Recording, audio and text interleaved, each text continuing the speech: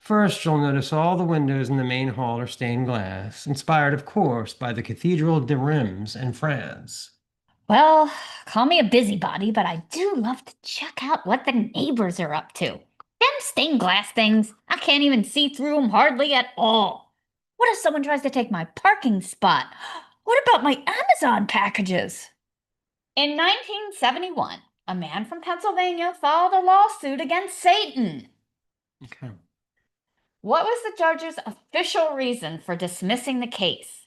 Was it that A, Satan failed to appear and was found in contempt, B, the court lacked personal jurisdiction over the devil, C, Satan was protected by religious exemption, or D, the judge believed Satan had already been punished enough? The kitchen includes gray-veined Italian marble floors and stucco walls imported from Germany, while the breakfast table is solid Corinthian stone. God, I hate that backsplash. Looks like someone threw up terrazzo. They even sell t-shirts that say, "My city smells like Cheerios." That's how you know you've committed. If Baltimore did that, they'd have shirts saying, "My city smells like urban decay and murder." Slightly less charming. This is the Snaggletooth Extreme Metal Podcast.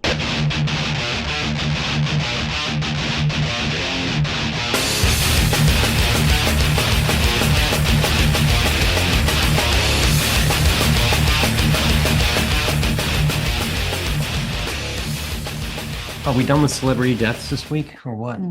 Yeah, everybody says that comes in threes, and it sure did. Yes, it did. Yeah. And all kind of 80s adjacent. Yeah, they were all like 80s icons, crazy. But, yeah. Theo Huxtable, though, no one saw that one coming. Mhm. No one saw Ozzy coming. Well, now everyone saw Ozzy coming. Okay, there was a quote that somebody did one time when they said, writing about music is like dancing about architecture. And that made me think of this next part, which is, I don't think real estate brokers really get enough credit. So say it's a new design and the beret-wearing, Steely Dan spinning architect has slaved over this for months, spared no expense for his grand vision. What would happen if there was no realtor and the homebuyer had to go head to head with this guy showing off the house? First, you'll notice all the windows in the main hall are stained glass, inspired, of course, by the Cathedral de Reims in France. Well, call me a busybody, but I do love to check out what the neighbors are up to. Them stained glass things, I can't even see through them hardly at all.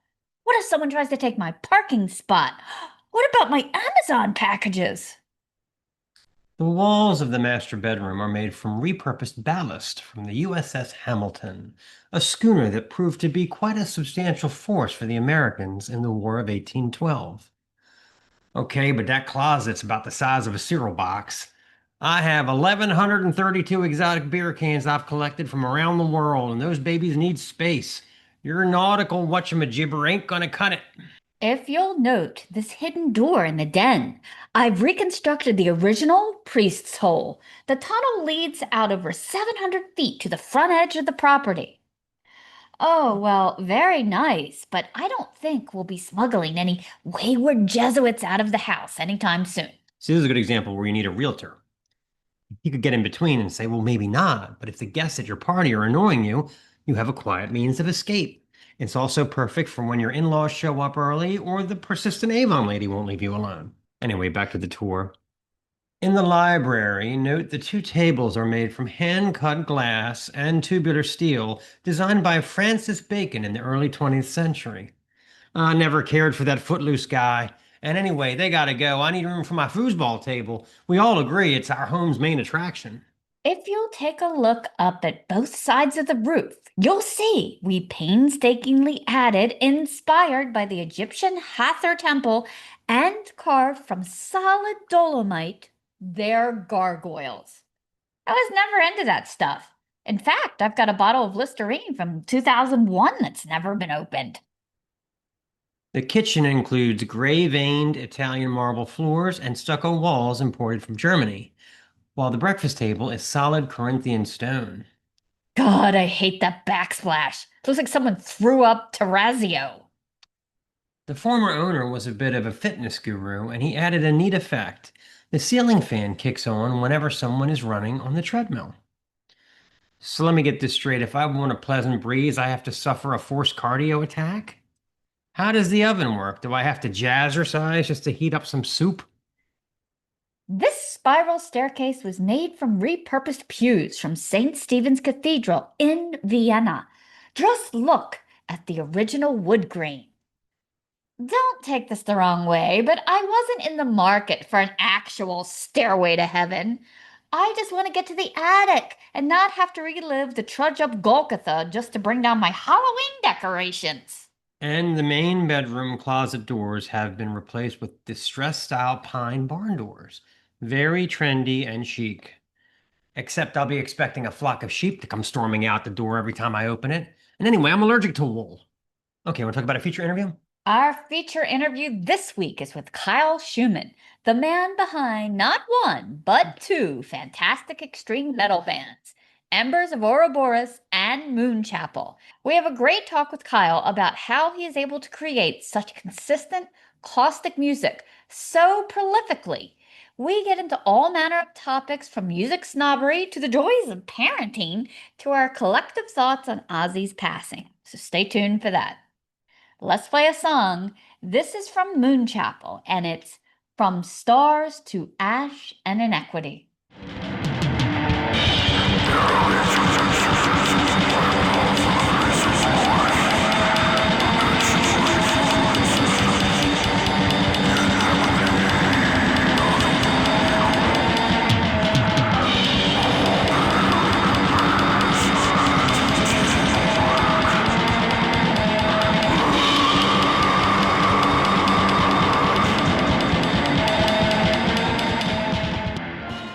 Okay, let's talk about Patreon.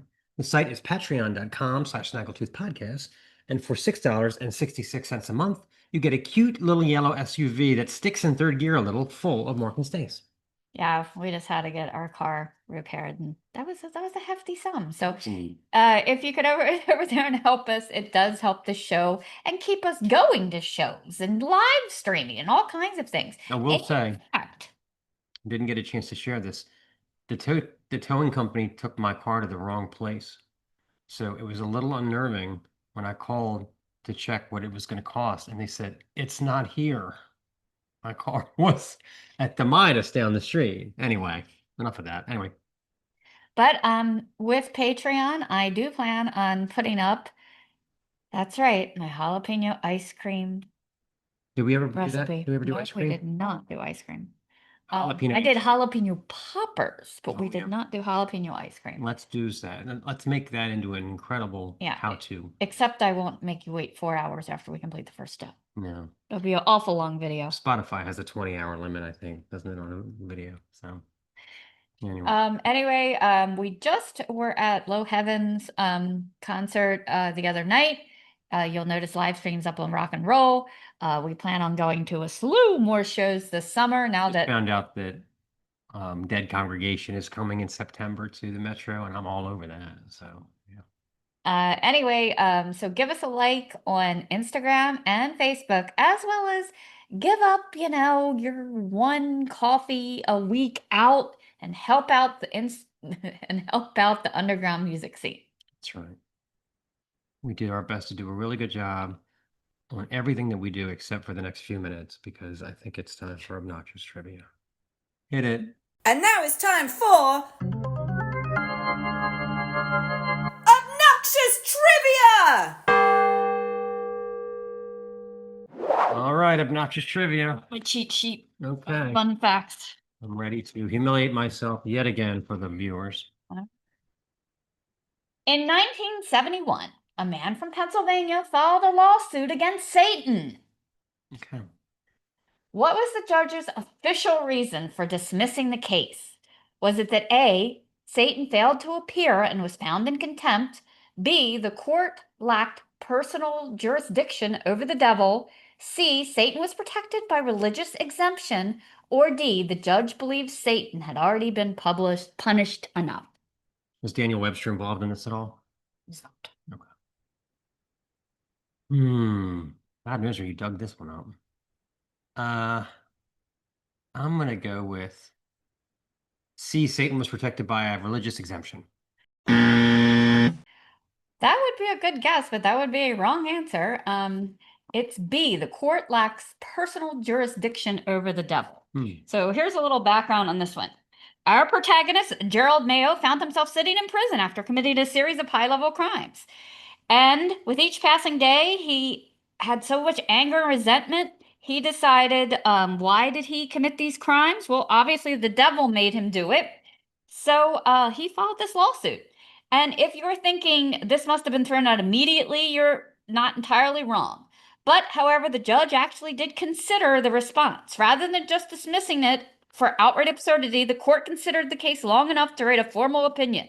He ruled his case couldn't go forward for a few reasons. First, Mayo failed to establish personal jurisdiction over the devil.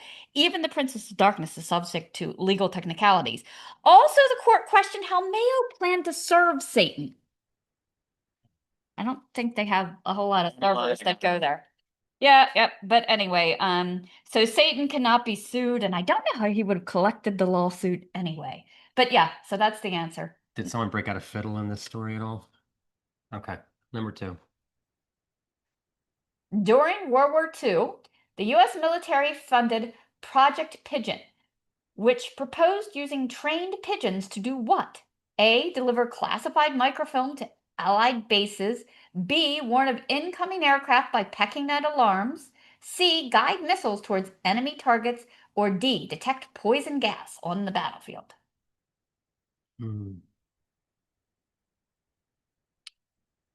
Well, how could pigeons detect poison gas? I'm going to go with A, delivered classified microfilm. Sadly, that's incorrect. They actually were being taught to guide missiles towards enemy targets. Really? Yeah. So this was a little fascinating thing. Here's how it worked. 3 pigeons were placed inside the nose cone of a missile. A screen showed the image of a target. The birds were trained to peck at the target's location, and if the target drifted off center, the pigeons would peck towards it, and it served as a mechanism to adjust the missile fins and steer it back on course. So the system required at least 2 out of 3 pigeons to agree.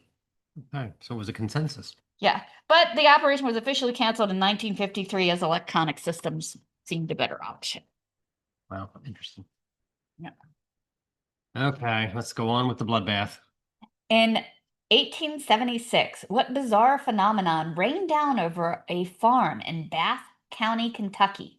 Was it A, sheets of paper covered in coded Confederate messages, B, a storm of frogs and minnows, C, chunks of raw meat from the sky, or D, dozens of wigs and costumes believed to be blown from a traveling theater troupe?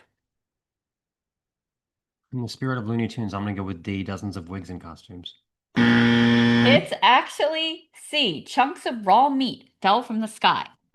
So this was a little bit of a weird one because nobody ever explained what happened. But witness claims that flakes and chunks of raw red meat rained down over a 100-yard stretch of farmland. Theories range from a bunch of vultures puked simultaneously to atmospheric abnormalities. Some locals even tried to taste it, saying it was mutton-like. They never reached a conclusive answer, although modern guesses suggest it really was a flock of startled vultures doing a synchronized midair vomit, as you do. Okay. Let's see if I can go 0 for 4. What unusual contest took place in New York City in 1912 as part of a growing national trend? A pie eating contest judged by city bakers. B, a most accurate mustache competition for barbers. C, a better babies competition judging infant health. Or D, a race walk where contestants push prams through Central Park. I have to go with the more accurate mustache for barbers. It's actually C. They did a better babies competition. These contestants were a product of a progressive era's emphasis on public health and child welfare among the emerging and ultimately flawed eugenics movement. As noted by the Smithsonian Magazine, these contests had a dual nature. They prompted infant health and hygiene, but also reflected the eugenics movement to aim to improve the human race. Yeah, so. I would have rather had the mustache thing. A lot more fun. Yeah. 0 for 4. All right, this has been Obnoxious Trivia. Well, that went well, as I degrade myself in front of Tens of people. Yeah, I read that whole article about that poor guy who wanted to sue Satan. Crazy. Okay, it's time for our Snaggletoon. And this week's is called Some Towns Are Odor Than Others. You know what we have plenty of in America? Freedom, not healthcare. We've got places that reek like Satan's compost pile. Let's take a guided tour of some of our nation's nastiest, odoriferous landmarks. First stop, Back Neck River, Maryland, home of a sewage treatment plant. Yes, you heard me right. I was there for my son's baseball game, and I felt like I was being slow cooked in a crock pot full of porta potties.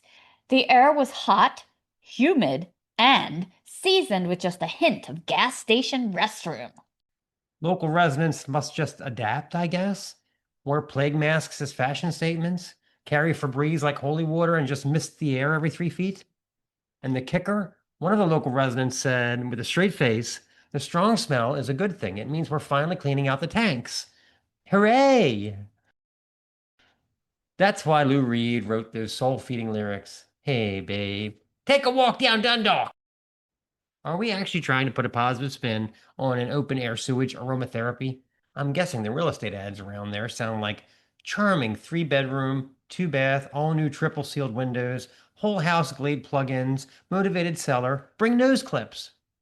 Seriously though, the realtors in this area deserve an extra commission bump from the town council. Sure, you'll want to vomit every day from the smell, but the schools have just installed new computers.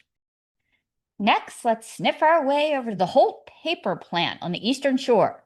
Now you're thinking paper smells neutral. I mean, it's paper, right? On paper, sure. But they use something called the craft pulping process, which sounds as bland as boxed macaroni, but is really just the sulfuric devil's recipe. It produces something called total reduced sulfur compounds, which I'm pretty sure is science speak for we weaponize brimstone. Absolutely god-awful. But the schools have just installed new computers. And don't worry, it's not just the East Coast that stinks up the joint. Out west, we've got Gilroy, California. Gilroy smells like garlic, just garlic, all day, every day. You can't hide from it. You can't mask it. You are it. Even the air has a spicy attitude. If Olive Garden had an amusement park, this would be the gift shop air. The crowd was established in the area in the mid-20th century, and the unmistakable odor it produced quickly turned into the joke of the town. They leaned into it, too, and started the Gilroy Garlic Festival. It's like Burning Man, but everybody smells like a walking garlic naan. No vampires for miles. Who cares about BO? Forget halitosis. This place just marinated into one big garlic breadstick of humanity. And then there's Buffalo, New York, where the air smells like Cheerios. No lie, General Mills has been pumping out toasted oat perfume since 1941. You walk through town and think, is that breakfast? Am I in a cereal commercial? Are my toes turning blue? Honestly, it's kind of sweet. Like if your child's Saturday morning breakfast watching cartoons were aerialized. They even sell t-shirts that say, "My city smells like Cheerios." That's how you know you've committed. If Baltimore did that, they'd have shirts saying, "My city smells like urban decay and murder." Slightly less charming. Now, no smelling tour would be complete without a jazz-infused stroll through New Orleans. Or as I like to call it, the city that assaults all 5 senses simultaneously and then licks you for good measure. Some people say it smells like moss, magnolias, and the mighty Mississippi. Others say it smells like a frat party fell into a bayou. I mean, Bourbon Street? Bourbon Street smells like garbage, urine, and vomit all have a swampy love child. The big stank, you'll reviewers call it. But somehow none of it matters because all of a sudden a brass band marches by and then someone hands you your Begnets and you're like, you know what? I love it here. It smells like freedom, alcohol, sketchy decisions, and a dash of Cajun spice.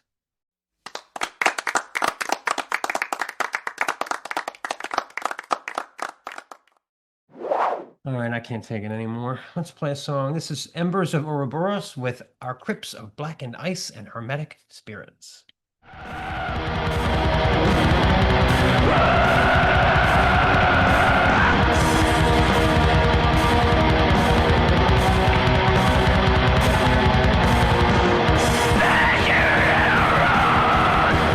Bodies of ice and methane.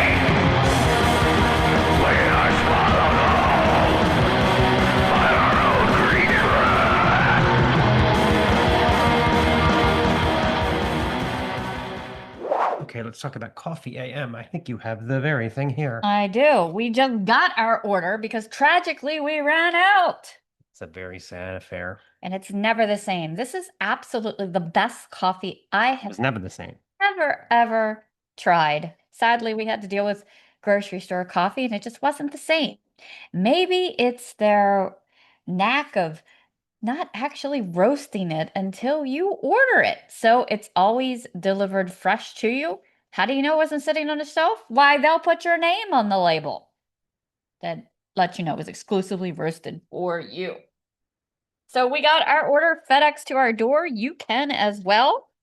This week they were actually running a special. This is s'mores coffee. So you can get your chocolate, your graham cracker, and your marshmallow all in this little bag with much less calories. They were running a special on their summer coffees. This is a summer blend. So this is just a summer blend with citrus notes. This is kind of like your cousin to the hazy beers, I think. Okay. So Coffee AMs, summer blend. They do run specials from time to time. Look at this one. This one was, Right. This one is raspberry cream coffee. Yum. I've had this one before. yeah, really good. Exclusively from Mark and Stace. And this one is exclusively for Snaggletooth podcast. I don't know what happened. Interesting. Yeah. So these little bags are great. They keep your coffee fresh. We're even so obsessed about this, we put it in special containers once we open the bag. Yes, we To are. keep it fresh. We don't mess around with our coffee. They have pages of flavors. They have tons of coffee blends. They have single origin, fair trade coffee. So use our link. It will save you on your first order, and you too will never go back to crappy coffee. Okay, it's time for Bombastic Plastic. Bombastic. Bombastic! And this week we are going to talk about a fantastic digipack. This one actually is a digipack from Pulling Teeth. The album is 2009's Paranoid Delusions / Paradise Illusions. Now, there are times in life when you do not want to feel special. You do not want to be different. If, for example, you walk into a garage to get your car fixed, you want that reassuring, been there, done that sort of feeling. Sorry. Yup, we fix these every day. What you don't want is for them to act like you're the first customer they've ever had. What year is that? 2017? I don't know if we have parts for that. Hey, Irv, can you come up here and look at this car? I just don't know. We might need a deposit on this one. It's the same thing when you go to the doctor. We're looking for seasoned, rock-solid advice on our ailments. It's just a rash caused by dry skin, very common this time of year. I'll write you a script for lotion that should help. Again, what you don't want is, wow, that's really red and inflamed. Some kind of reaction to something, I think. You might need to see a specialist for this. I honestly can't remember the first time I heard Pulling Teeth. I know it was around 2007 and Vicious Skin had just come out. It was either a tribute night at the Auto Bar or they had opened for someone like Today is the Day or Tragedy or something. The thing with Pulling Teeth, they seem to have it all figured out from the very beginning. Equal parts metal and hardcore, old school twin guitars used in a new school way. The lyrics, the vocals, the artwork, even that badass logo was untouchable. And they were from Baltimore. They were so consistent, dropping new albums every year or two, as well as collectible splits to satisfy our ravenous appetites. In 2012, they even performed as John Mikel Thor's backing band and released the performances on vinyl under the title Thor's Teeth. How cool is that? Beyond cool. Then, to our shock and horror, they split up. They were the type of band that evolved on every album, never restrained by the confines of the genre, and by the time we got to their second full length, their sound had blossomed into something truly special. The disgustipated vocals of singer Mike Riley were as caustic as ever, and drummer Alex Henderson showed a knack for creating mosh-friendly situation in about 30 seconds flat. But as the spectacular artwork suggests, contrasting the idyllic with the hideous, this album is stretching into new territory. Ritual is such a tease, riding that slow Sabs-informed riff with the weird keys twinkling, the guitar swooning I Hate God style, and suggesting a tempo change is coming, but they make us wait for it. Then finally, an agonizing 2.5 minutes in, The guitarists Dominic Romero and Danny Parker kick up a glorious riff reminiscent of Slayer circa 86, and the drums explode in a luscious, aggressive, thrashing aggression. Both guitarists trade off fantastic old-school shredding leads, and then we're back to trudging up Golgotha to close things out. Let's hear a little bit of Ritual.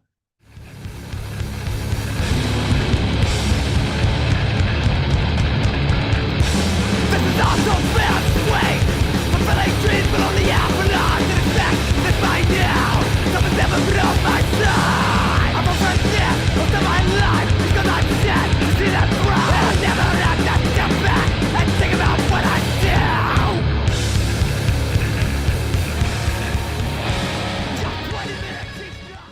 The political barn burner, Unsatisfied, fools us into thinking it will be an I hate God sort of affair. Riff crawling. Riley spewing lyrical venom at the U.S. two-party system. Again, around the halfway mark, Henderson kicks up the tempo a smidge, and the two guitars uncork a godly harmonized riff. At this point you realize they never really moved out of doom metal speed for that one. When you see that the next song is called Blood Wolves, the proper reaction is to have your little heart go all aflutter and prepare to wipe out your entertainment center. The track does not disappoint. A blistering speedball packed with shredding from Parker and Romero that, of course, changes at the halfway point so they can wow us with harmonies like their BOC circa 1976, but whatever. Now we get to the first side of the coin, Paranoid Delusions, a crushing slow tempo packed with sinister chugging and lyrics like, just what the fuck am I doing here? This path I'm on is unknown and unclear, and my God, the lead that follows that lyric is absolutely dreamy, totally lyrical. Next up and closing out the proceedings is the 9+ minute Paradise Illusions, a track that cycles through no less than 6 minutes of birdie noises and clean guitar before we get any drums, and then it's more doomy riffing and waxing philosophical with spoken word lines like follow no leader, invoke your rage, preserve the past, and then turn the page. Of course, there's all kinds of wild soloing going on, but the song closes out on another slow tempo burner. So, was this Pulling Teeth's Doom album? Based on the amount of Sabbathy fare on display here, I couldn't disagree. But it's one of those records where you have no idea what's going to happen next, and that is always a good thing. This is not a band finding their way, wondering what to do next, searching for relevance. No. This band did exactly what it wanted, made amazingly heavy, thought-provoking music, and then fucked off way too early. That's how you do it. Now fix my fucking Nissan, Irv, and you're not getting a deposit. Let's play a clip. This is Blood Wolves. When the walls on the wall, the house on the stone, like sheep to the slaughter, a neck for every new sign up of duty, all did a kill, this one an education, it conquers your will. The accident scene, like was off on a game, up at the good soldiers, no blood to be seen. Need your paraphrase, we're man stuck in knowledge, we're talking to the ones in the hospital bed.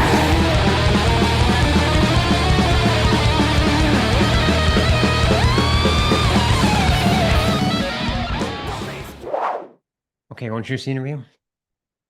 This was our interview with Kyle. We had such a great conversation. I think he was a little nervous, but I promised him we wouldn't bite, and I don't believe we did. No, I think we were fine. So he has such amazing talent in these two bands. I guess maybe Moonchapel wins it a second for me, but Embers of Ouroboros is a beast all of its own. So if you haven't checked them out, make sure to. Get away. Well, I think the only other person we've talked to from Maryland who also was in black metal is Sophia Franz from Exiled Hope. Yeah. If you ever want to do a collaboration, she collaborates with everybody. Good Lord, Yeah. this woman. Yeah. And she's in law school to be like a music attorney. Really? That Yeah. Yeah, copywriting and protecting, bands protecting their legal rights to their name and albums and stuff like that. So yeah, we learned a lot from her. Yeah. So what's the name of her band? it's called Exiled Hope. What's her name? Do you know? Sophia Franz. Sophia Franz, Franz. Yeah. So it's Okay, really that's interesting. cool. Yeah. Oh yeah, and she's every time I turn around, she's like as prolific as you. Like she'll do a collaboration with this different band, and then this band, and a folk band. I'm like, and you go to law school? Do you sleep? Yeah, that's the way you got to be. That's the way you Yeah. gotta- So Well, that's I think, I think in my case, I think being a dad has kind of conditioned me to have a lot of self-discipline that I otherwise would have probably never had. I yeah, mean, when you're in college, you get up early and you drive to school or whatever, and but so a lot of my recording and a lot of my kind of conceptualizing the kinds of stuff that I want to talk about, usually I'll get up at 5 or 6 in the morning, and just that 1 or 2 hours of knowing that no one's going to talk to me or anything like yeah, that. I'm not on uh, anybody else's time. yeah, I just feel, I just don't feel rushed. And so that's oftentimes when I feel like at my strongest. Um, but yeah, like, when you try to figure out, well, how do you squeeze it all in? I mean, I'm yeah, very, very stingy with my time. I always tell people I'd rather give you $20 than 20 minutes, you know? yeah, yeah. No, I understand. Yeah. you know? Now, are you all the other side of that is, are you like a dead asleep by 10 p.m. type of thing?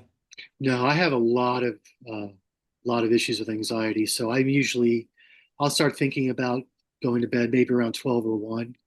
Wow. And then I just kind of wake up whenever. Yeah, I've had Yeah, just it's what does yeah, they say? Stress will keep it all together. yeah, yeah, yeah.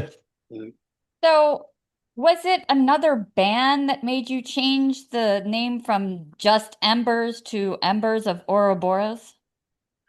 I can't remember. I feel like something like that came up, or I don't. I remember something about it came up because it actually came up after I'd started putting out music, and I was Hmm. like, well, I need to come up with something, and I can't remember if there was just a lot of confusion, um, or somebody had already kind of had thought about it, and I definitely didn't want to step on their toes. Right. Um, I don't know. I'd have to go through my emails. I feel like somebody somewhere dropped a seed, and I was thinking about it. I was like, yeah, I should probably. So it might have been something as innocuous as talking to somebody on the metal archives, um, and Yeah. just kind of Maybe realizing there's that. a whole page of embers, Right, That's probably right. not good. Yeah. Yeah.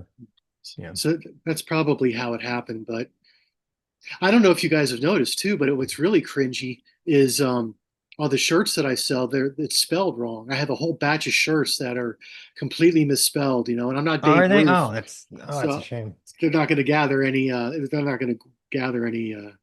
No Yeah, value. they're all collector's items now, is what it Yeah, is. right, Yeah. right. So they could use it to wipe down their windshield or whatever they do. Yeah. So Yeah. that was pretty lame. Well, also, I've noticed that Ouroboroses have made I see them everywhere now. Like, I'm totally in love with the band Mesa, The Spin, Ouroboros. We interviewed Priorial, Ouroboros vibe. Primordial, yeah. Yeah. Yeah. It just seems like it's popping up. In fact, a band we had this week we were reviewing, when we clicked in the middle archives, I'm like, oh my God, it's an Ouroboros. Yeah. Yeah, What do you think is making that symbol resonate so much right now? I think a lot of people feel lost. I think a lot of people feel lonely. And I think a lot of people's relationships, just due to time, it just feels superficial because you're trying to appease everybody. You're trying to appease all of your time constraints. And I think at the end of the day, when people sit back, at least for myself, um, the idea that the things that create a lot of anxiety for me are things that have always existed. And I'm not unique. I'm not special, and I think that the human experience of becoming more becoming more adept at dealing with anxiety, or becoming more competent in dealing with anxiety. I think that symbol really kind of encapsulates, at least for me, the idea Yeah. that No, I see that. Yeah. every bad decision comes with something good, and then usually when you come up with a really great decision, that'll usually screw it up down the road. The analogy I always tell people, think about plastic. 100 years ago, it was like great for medication. It was great for keeping storage, and now we're swimming in it. Yeah. Yeah. Yeah. So even the best idea sucks later anyway. So, Right. Right. so I think the Ouroboros, for me, it's just I just like the idea of patterns, behavioral patterns, and the So repetition. it seems like you embrace a certain level of anonymity between like the initials KVS, going by Embers, and then that kind of shadowy hair in the face picture on Metal Archives. Do you feel that a little bit of mystery adds to the music's impact? No, I I have a lot of anxiety. I'm telling you. Well, 2 years ago, when I discovered that the Embers, the first one, was on Mhm. the Metal Archives, I wrote to them immediately and was like, this is just my own personal hobby. Please don't. I don't want to be known. And Right. they were like, hey, tough shit. That's not the way it rolls. And I was freaking out. I was like, oh my god. So I'm a therapist. Um, right now, I'm not in a role where it's outpatient. I go and see people where they are, whether it's a bridge or whatever, and I just feel I'm so scared that those two worlds will meet. Mm. I don't think that there's anything particularly harmful with my music or anything like that, and I always try to, but at the same time, I just, man, you never really know anybody's agenda. They could come at you for any reason, Yeah, yeah. and so I get so scared, that somebody, oh, people want stuff all the time. They'll take it from you. Yeah.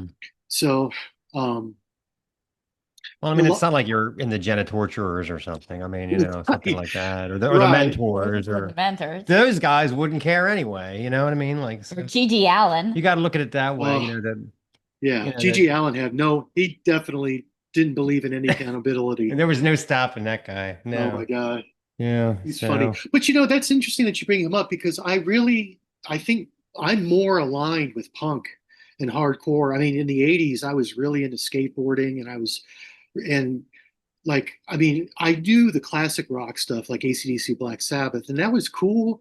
And then people at school turned me on to punk, and I was just like, oh man, it's so refreshing. They don't care if it sounds bad, but it's just so.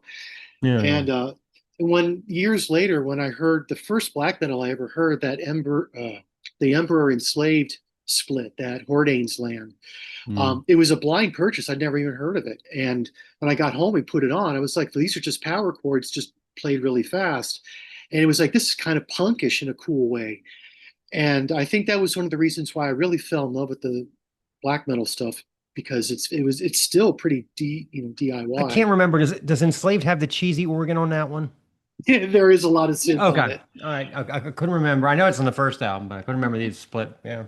Yeah, yeah, and it's funny, because it can, even if you take away it's something that um, you can kind of transcend the boringness of your day, Yeah, yeah, and yeah. get into something that's either goofy or something that's really cool. No, I don't think you have anything to worry about. It's just basically dark poetry is all it is, So, I would think, and, yeah.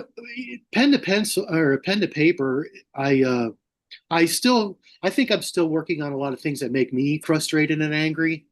I grew up in Mississippi. There's like the Bible Belt, Oh, yeah. and the hypocrisy down there is just. I Well, I mean, know my family was from Dothan, Alabama, so I was right there smack dab in it too. Yeah. okay. So, yeah. Well, so when I first moved there, people they would it was just such a thing, and I was just, I mean, that and the racism down there is Oh, yeah. just it's not it's like it's any worse than it is up here. I think Mm. down there it's much more covert. Like Yeah, they're yeah. not out up here in Baltimore. They'll just, yeah, fucking hate. Hmm. They just don't care. Um, so I didn't even know that I was white until I moved to Mississippi. And that's kind of a sad truth. I didn't know it was a thing until I was around other people, and I was like, well, fuck, what's going on here? Yeah. Yeah. Um, Well, it's the Alabama thing for me is so bad that I was trying to watch this documentary a couple months ago, and it was really interesting. It was about this woman that was like the trusted prison guard for 40 years. She worked there, and somehow one of these inmates they fell in love with each other, and he talked her into letting him escape, right? But they all talked like my Aunt Verdale, and I couldn't stand it after 15 minutes. I had to right. turn it off. I don't know how it ended because that accent just, I can't Yeah. handle it. Yeah. If that had been anywhere else in the world, I would have made it through, but I Right. don't know what Right. it is. Yeah. Yeah, it's funny. I don't know why I didn't retain the accent. I think I still have some of the vernacular from down there. Like I'm fixing a glass of water, or Yeah, just yeah, yeah. Well, we'd go it- down there, right? And like the first like day or two, they speak so slow and with that accent. And my Marylandness is like, come on, come on. But by the time I had been there for a week, I'm talking just like them. Like I'm talking real slow. I completely have switched. It's like right. something in your brain. It's crazy. That's cool. Oh. Yeah, yeah. It's definitely a different culture down there. I miss it. I miss it tremendously. There's a lot of good about it. I mean, I love the weather. Everyone's really nice, but you're Yeah. right. The racism is rampant. It's it's rough. You got to know which Yeah. side of the street to walk on for sure. Yeah, totally. Yeah. You know, Well, yeah, I was reading about your roots and stuff like that, and it's obvious Halloween is your natural habitat.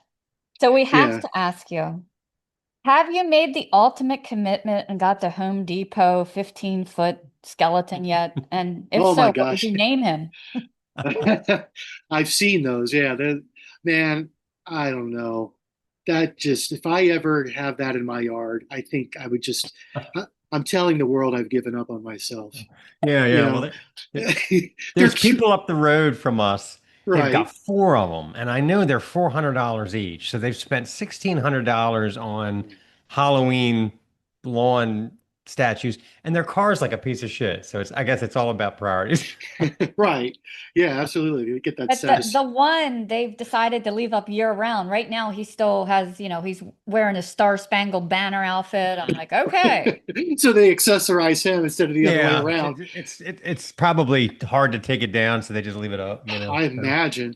I yeah, imagine so. Yeah, they're huge. they're huge. Yeah. Every Oh time I man. jog by there, I'm like, look, he's got a new outfit. There's somewhere in Howard County, I drove by somebody's house and they had like all of these Beetlejuice things in their yard. And Oh yeah, it yeah, was like really cool. I was like, oh, look at that.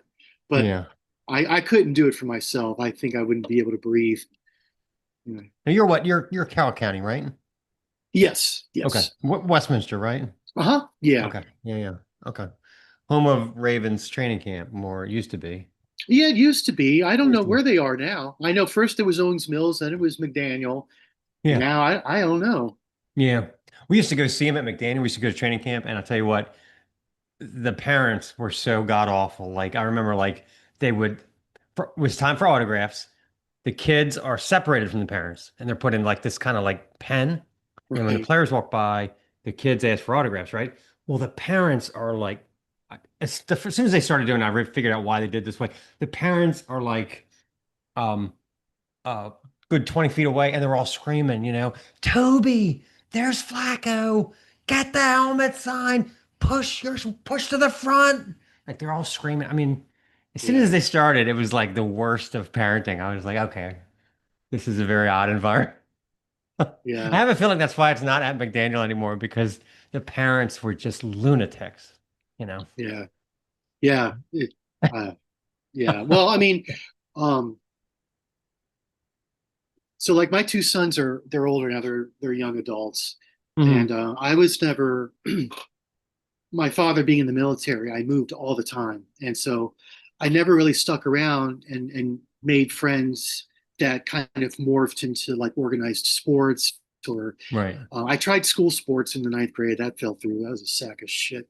But as my two sons, they don't know what that's like. They are born and raised right here in Carroll County, and they don't have it. And I don't, not that I wish that on anybody, but they don't have any appreciation for kind of always being in like social triage mode. Yeah. And they played a lot of soccer, a lot of baseball, and the parents, man, I was just like, I just cannot get on your level. It's a fucking Yeah. ball, I really. know. And I know. it, Especially with baseball. I remember like when my stepson was in a league and it was like he was like 10, 12. These fathers, I would we'd be driving home and I'd be like, was this the national playoffs? And I just wasn't aware of it because it doesn't matter, right? Or is it just me? These guys no, acted like they were going to come to blows with the refs and over what? I Yeah, mean, my ex-husband is one of those people. he is, And yes. I was at one of my son's football games and they were like, I don't know, 12? Yeah. And he was Right. screaming at the refs so much. They threatened to eject him and make the point if he didn't shut up. And some woman turned around and looked at me and said, "Who is that?" I went, "I have no idea." Yeah, absolutely. It Don't brings know. out the worst in a lot of guys. It really does. Yeah. Yeah, it's Yeah. when Yeah. my youngest son got older, he did part-time reffing for soccer games, Mhm. and when he told me that that's what he wanted to do, my blood ran cold because I Right. immediately thought, I can't have parents coming at you, Right. that's Right. crazy. Yeah. But I stopped. I had to realize I can't protect him from the world. It's Yeah. He gotta. must have found a way to deal with it, So. So, yeah, and That's he's probably a lot stronger than I am, so he can deal with it. But I thought it was interesting about your discography that some people drop maybe one, maybe two demos. You have 11. So did you call them that because they embody like a shift or an experimental phase, or was it just made like that? Like, why did you number them as opposed to titling them? I guess is The the what? question. Yeah, For the first one, yeah, so. absolutely.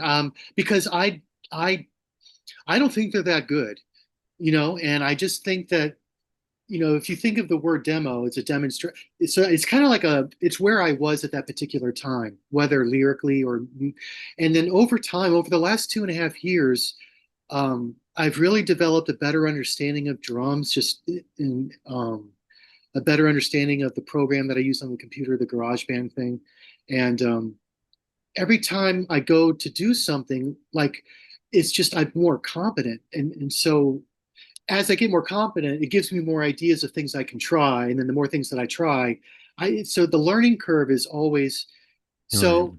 Um, yeah, but those are just if people like them, they can download them for free. I mean, I can't imagine what the hell. Um, but for me personally, I get so frustrated with myself. I'll listen to something that I've recorded. I'm like, oh my God, and I go right back down to the basement and I start working on the next demo. I'm just like, Yeah. I can't go out on 16. I need to 17's got to sound better. If I get hit by a bus, I need something that's going to withstand the test of more than I can offer. So I'm always trying to really get better. Um, Yeah. No, I and can appreciate that. What you got to do I is just put them on cassette and just say that there's some long lost Scandinavian thing, and right, people will pay whatever price you want for the 500 that you make. right. That's how you do it. So Oh, that would be it great. doesn't matter if it sounds like dog shit, Right, because yeah, it's cult, right? So. absolutely, Mhm. absolutely, yeah. I get neurotic. Sometimes like if I'm writing a review, that first paragraph will get rewritten 8 times. And I'll just keep Yeah. Frankensteining it around until I get it the way I want it to be. And I'm like, God, don't touch it anymore. And I that you brought that up because when I start to think about like the reception that I've gotten online, I start to think about this unintended pressure. These next songs have to be definitely something unprecedented, or something that and then at the end of the day, it's like I have to remind myself, just have fun with it, and just Right. relax. You drive yourself crazy, right? Yeah, Right. exactly. Yeah. So yeah, I get it. It's an odd feeling knowing that you're going under the microscope. But it's great though because it's something that you never thought was going to happen. Like you were just doing it for yourself, but now people are enjoying it and Oh you're my gaining an gosh. audience, even though you weren't even trying to. That's got to feel good. So. It's exciting for me because I kind of I don't know. I feel like we're all like I don't there's a because I've only lived here for a certain amount of years. I don't really have any friends, anything like that. So it's really allowed for me to kind of talk and connect with other people who are really into metal, especially. And it's just nice to talk to people. I can let my guard down, and it's just Right, cool. right. Yeah. It's nice. I got it. So yeah, I'm Well, always excited. Yeah, oh yeah. So listen, I wanted to ask you this. So raw black metal is what they call you on Metal Archives. How do you feel about that tag? Is it too limiting or is it right? Or what do you think? Well, I mean, it's like with anything else, it's a beacon for some people, and it's a closed door for others. So, people that might have been curious about it, they'll be like, oh, to hell with it. That's all the world needs, yet another band, you know, and they'll just pass it right over. So, I think the people that like my music, all 34 of them, I think that they are like hardcore into it, and I'm so pumped. I haven't really like I'm sending them all my shit for free. Like I don't even care. It's just guitar picks, old stickers. Like I just throw it all in there. I'm like, because I know what it's like to be into a band and for them to respond to that. You Yeah. know, in the early '90s, before the internet and all that, I would handwrite letters to bands, Oh yeah, we and did tape trading. We did all yeah, that stuff. Yeah, yeah, and the yeah, one or two times that they responded, I mean, it was just like I yeah, felt yeah, it's so cool. So I yeah. guess in a way, I'm kind of bringing that back. If you want to, I want to feel a sense of community, I guess. So, as a one-man project, what's the most challenging part of the process for you? Recording guitars, drums, bass, vocals, or is it the songwriting itself that really weighs you down the most? I think the first couple of demos, it was definitely the structure as a whole, trying to figure out, how can I continue this without it becoming too monotonous and I think now, my song structures, I'm becoming more comfortable in trying to figure out how that wanted to go. But my drumming sucks so bad. So like I'll have a guitar part and then I'll go back and I'm playing the drums to to the earphones of the guitar track. And I'm like, oh my God, it sounds like Animal from the Muppets. It's like I'm all over the place. So, I'm always trying to tell people, man, right? Hit me up. Like, tell me, help me out here. I think I'll have three or four songs that's just off. The rhythm is off. Like, it's so frustrating because I I suck. see. I have to disagree with you because like I listen to a lot of music. I mean, we get bombarded by music for this show, and I over the last couple of weeks, right before I don't know, like the end of I want to say end of July, early August. Like I had 3 or 4 of your demos in constant rotation and didn't want to stop. It's hypnotic to me. I That's cool. really like it. I mean, it's something that, like the way I described it in the review, burrs of me. That's what it reminded me of. Because Yeah, I could listen to, was it Philosopharm? I could listen to that over and over. And your music was the same way to me. It was just so evil. And yeah, the drums aren't perfect, but they're just so hypnotic. And I think that's why people are getting into your music. Because yeah, I mean, that's really, really I cool. hate everything, and I couldn't stop listening to it. Oh my God, I am such a music snob. Like Mhm. I am live and let live, except when it comes to music. Like if people are like certain genres, I'm like, get the fuck away from me. I don't even want to talk. Yeah. I am such a snob. So Yeah. yeah, I hear you. Yeah, thank you so much. I really I know a lot of bands have said this, and it's cringy, but I mean, I really try to come up with music that I would, if I were on the other end of it, would I Right. buy it? Would I listen Right. to it? Yeah. And so that's Well, what it's I'm great always that you're kind of. with HGPD because Mike, pretty much anything he sends us gets on the show because the man has incredible taste in extreme metal. He's a And saint. I He might is. like kind of half listen to one song and I'm like, yep, it's good. Let's do it. He's just Yeah, great. Yeah.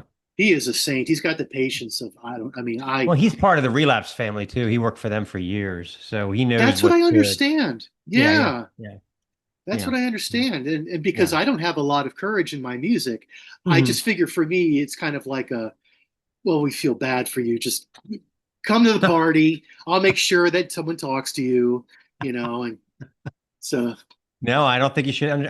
You should start putting your next demos, start putting them on vinyl and treating them, and pump up that only 500 copies. You'll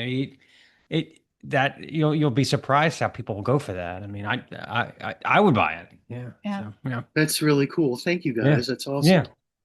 That was And good. cassettes, when I was growing up, cassettes were absolute dog shit. They were the worst form of listening to anything ever, and they are so popular now. I And I will be know. reading comments online and they'll be talking about their Pioneer tape deck and they finally snagged a copy of something like Radiohead on cassette, and I'm like, ugh, ugh, but people love cassettes. I don't get it. I don't get it. I don't either. They wear out. I mean, I They were remember terrible. I mean, my radio would chew them up, and just I right, and you're done. I mean, I don't You're know. doing the pencil thing, Yeah, I mean, I yeah, would go to like Kmart or truck stops, and I could find cassettes of like stuff that was not available on CD, and then I'd real quick bring it home and just try to get that one playthrough so I could rip it to CD, and then it was okay. But yeah. still, the levels were so low, and there was no dynamics in the the sound. 80s when they had the singles, and I was like, what a waste of plastic. That's even worse. Yeah. That goes to your point. And that's going to end up as part of the island in Asia, the plastic island, the Yeah. in vogue single that we bought. Yeah. So, yeah. Oh yeah, those singles were bad, man. They had Yeah. like the paper Yeah. holder. It was like a slip cover for. Yeah. Oh my I'll never God. forget, like I was walking through the mall when I was like 15 and they had opened this brand new store, Tape World. And I was Oh like, man. the world is coming to an end. I can't believe this. That they only sold cassettes. So, Yeah, yeah. Well, I'm just like, all right, if that's your thing. I remember when I had to start buying CDs because the bands weren't putting out cassettes anymore. yeah, And I was like, like late 90s and early yeah. 2000s. It's Yeah. like, God damn it, Amorphous, So I'd have Yeah. to go and I'd have to hunt their CD down, and then I had to get a CD player, and it Right. was just. I was like, you guys are, making this about you, aren't you? Yeah. Yeah. Yeah. It was just the way it went. And then that era, when it was like the early 2000s, the CD era, a lot of the bands were like, well, we can fit 120 minutes on this, so we have to fill it up. The songs got so long. And I Yeah, remember I remember like around 2005 thinking, whatever happened to a 45-minute record? I mean, those were the days. Because yeah. like these just incredibly long, boring records. Oh, it was terrible. Well, that's, you asked me before about the one thing, if there's anything that I can say that I really try to accomplish with my music, is I know that nowadays, I know musicians generally, and there's always exceptions, but generally they tend to be a little competitive. You get two guitarists in the room or two drummers in the room, and there's going to be a little playful tension or whatever. Right, right, right. But okay, so that culture has really pushed. When you look at all the deathcore bands and a lot of the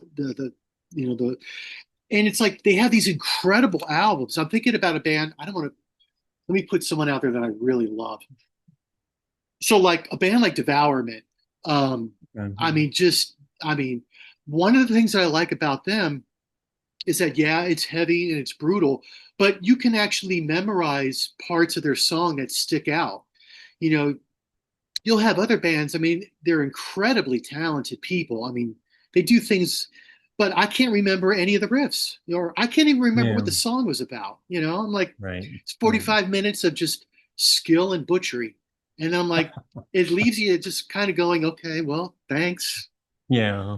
You Yeah. know, like, so I really try. I mean, speaking of King, I mean, Deceased. I mean, their albums are so awesome because it's just like it's like listening to Iron Maiden again, but much more refreshing. Right. Like a death metal Iron Maiden almost sort of. Right? Yeah. I Yeah. love it, love it. Yeah. Have you ever been to Maryland Death Fest? Yeah, I did have. I caught 2 years ago. I caught Mortician finally. Oh yeah. God, I love Mortician, and Me just too. Yeah. they were just so incredible. And my wife, she's a lot younger than me, and so she didn't. She's like, "Why are they so old? Like their socks are up to their knees." I'm like, "Don't you say anything about them. They are fucking awesome." And it's weird Yeah. though. A lot of the bands that we love, like they're all in their 50s now. It's in Well, their right, but see, 60s. the thing is, death metal. I think death metal ages well. Like we saw Martin Van Drunen from Asphyx this past year, and Okay. he's skeleton skinny with that long, like Hogwarts gray hair, belting out, He looked like an Asphyx evil songs. wizard. It fits perfectly. I mean, it didn't detract from the music at all. I mean, it's like he could be a skeleton singing that shit. It's great. So in that Yeah. way, it kind of is an ageless form of music. If you think Oh, about it. so many of those bands, man. That shit still hits hard. Yeah. Sinister, I mean, all that stuff is just like you put it on now. It's like fuck yeah. People Yeah. are like drooling over, I don't know, like all like Volbeat. And it's just like I get it, but man, like I got bands that were doing this shit 20 years ago, Oh and yeah, yeah, yeah. it was it's Slade, you know. Totally. Mm. Let's see, there I go again. I'm that snob, you know. I just so. So what was the first instrument that you would say that you mastered? And has there ever been one you tried, like you were just, and you just gave up? You know, you can include kazoo because that's horribly not metal. Well, when I was 15, I wanted to play guitar, and my mom was like, "If you're gonna get a year of piano in first, then." And I was like, so I had to struggle with that, and then I would say guitar. I think I just matched with my personality. You could do it alone in your room. You know, it was kind of like you could work on it at your own leisure. Right. You could develop your own style, and so and it just, I mean, I that instrument definitely. The drums came just recently within the last 3 years. Like I never played drums in my life, and I can't believe that I mean, it's enough to at least generate music, so I'm happy with that. And That's great. I had a friend in high school who showed me how to play bass, and I never could figure out how to tune them. You know, you'd think four strings, it's not that, but it's like, and I would always end up snapping his strings. I would get it all wrong, and it ended up costing me so much money just to play the bass. So I've always been intimidated because you really got to learn how to tune it. It's got to be on the low end, and Right, right. um, so yeah, that's probably I think people that the cello, man, you know, it's like the huge bass with like no frets. I mean, Mm, all bets are off. So that yeah. I wouldn't know. So yeah, I guess guitar is probably the first thing that I managed to cling on to. Yeah, you ever seen those with the guys? It's called two cellos, and they kind of play like they're two guys with cellos, and they play like, you know, AC/DC songs on them. They're crazy good. Yeah, I think it's just so amazing. People, man, they just never cease to amaze me. They're so cool. So if your popularity continues to increase and you have to and they want you to go on tour, will you consider bringing other musicians in to play your songs with you? Oh my gosh, absolutely. Really? At the very least, I need people that know how to play. You know, it'll take a lot of the heat off me. Yeah. But that's really my goal. Is I would love to get a band together so I could play live. Yeah. I mean, I want to feel that energy between, you know, us and the crowd. I want, you know, the crowds are amazing, and man, it would be like a rapture. Just Yeah, like that's what happened with Black Braid. Like Yeah. he never expected it to go beyond just his own recordings, and the demand was so huge. He was able to put a band together, and Yeah, when we they talked to toured him, all over the place. he Yeah. said that he was like at one point he's like, I'm never gonna take this on tour, and then he was like, I'm taking this on tour. So it does happen. It does happen. Yeah. oh, I hear you, man. So I in the band, would it be a collaboration or a dictatorship? um no, I'm definitely more of a collaborative type of person. But I think the things that I would cling to are more about what I guess the aesthetic of the lyrics in the content of what I'm talking about. Because people, I don't know if people notice it, but I intertwine a lot of psychology into religion, and kind of bounce them off each other. There's a lot of satire to it. You know, like Broken and Blown, Ordained and Stained. I mean, it's just talking about, you know, religion and the mosaic little glass stained windows they have in their church, Right. and it's I mean there's so many puns, and a lot of I don't know if a lot of people are picking up on that yet, but so that's one thing I wouldn't compromise, because I think you can do a lot with that. I can't imagine you. It's hang the Pope, not hang the priests. Watch your ass. Okay. Right. You know, like Right, that. right. I just, yeah. So, but I mean, I don't pretend, you know, there's a lot of times people have had a lot more experience than I have. And I'm sure I would welcome anything that they bring to the table. I mean, I think it would be really, really cool. Yeah. Understand, yeah. So let's break down your album title. The Autumnal Decline and Hermetic Maturation. So I'm guessing the autumnal decline is like the waning of life, personal decay, maybe even the end of an era. If that's the case, what era would you say we're leaving behind and what era are we starting? For me, it's just constantly, um, it can be, like, I don't know. I'm a very, I have a lot of issues with anxiety. And so for me, the end of an era is if I do something like be assertive, like, okay, like that's a small victory for me. And so I could come up with something that I've done. It's something that I've been needing to do because I need to get out from under the shell. And so if something like that happens, I can kind of equate that to something that dies, and whatever comes next, hopefully it'll be at least a little bit better version of the former self. Yeah. So that's, but I mean, I'm always watching people. I think just that, I think I was always a therapist. I just never was until I got into the career. But I've always been a people watcher. I think people are fascinating. And I'm always looking at people and thinking to myself, I would never have the courage to do that. I would never have the courage to say that. I would never do any of that. I just so many missed opportunities because I'm a wimp. Um, so it's like whenever I do find the courage to do something, it's just like for me, it's just bigger. It's so magical, you know. Yeah. So that comes up a lot. Just a lot of old parts of me dying and hopefully never seeing again. Um, so I guess that's where it comes from. Yeah. Reminds me of some movie. I forget what that was, but the girl had, oh, it was the one with all the keys, the key house. But she had to get inside her own head and kill her anxiety, which was like a little mini her, and then she had to bury it. So there's something Yeah, like that. yeah, yeah. It's a Um, challenge. so for the second half, the hermetic maturation, that sounds like a sealed off, like alchemical transformation. Does it represent like a journey through decay towards some deeper or hidden enlightenment? And what philosophy class or book one rabbit hole did that come from?